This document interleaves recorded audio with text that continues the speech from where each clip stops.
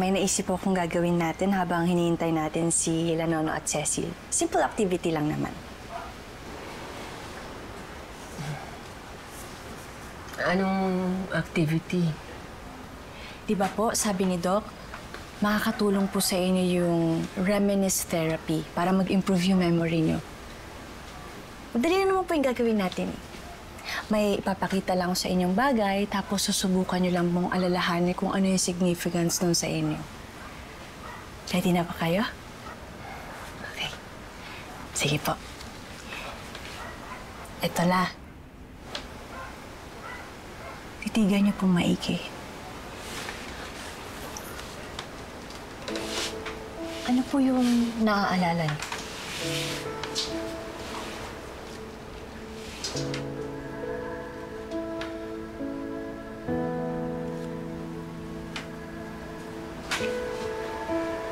Parang wala naman. Meron yan, sigurado ko. Mag-focus lang kayo. Kaya niyo yan.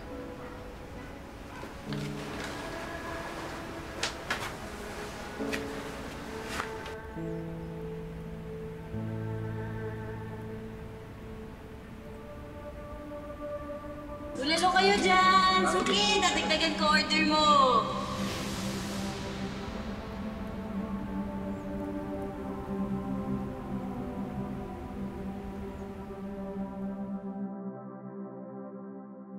Auream, magsumikap ka lang.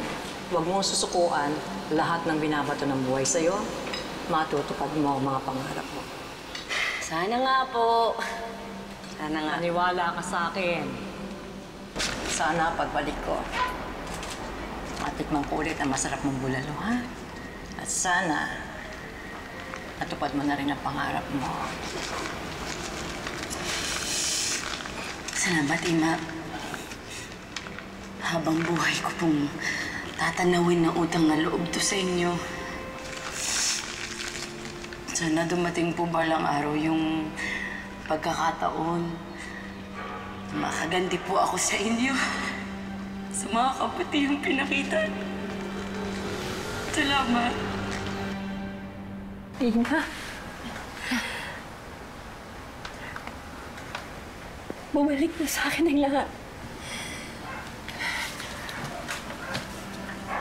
Ang kasirola ng Lola Rosario mo. Yun ang naging simbolo ng bago kong pag-asa.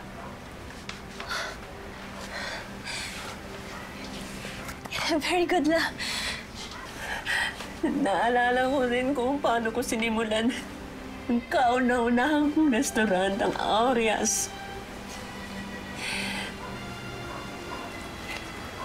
Doon nagsimulang matupad ang mga pangarap ko.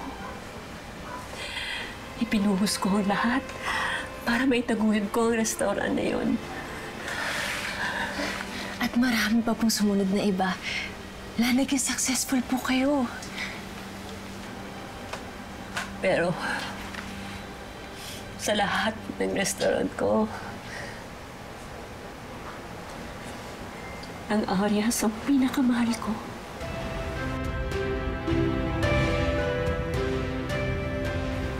Halos nigay ko ang buong puso at kaluluwa ko para mapalago ko yun.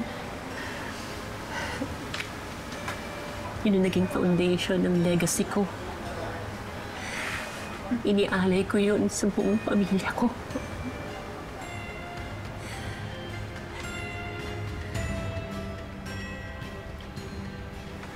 Gusto ko sanang maalala nila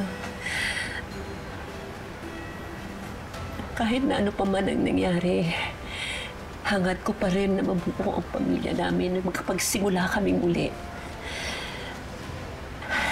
Na maging matatag kami kahit na ano pang pagsubok ng dumaan.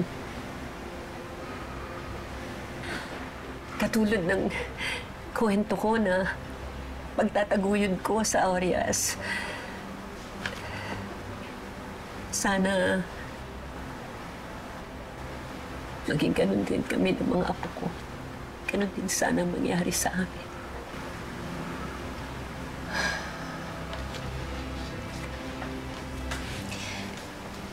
Siguro la, ito na yung perfect time para balikan mo sila.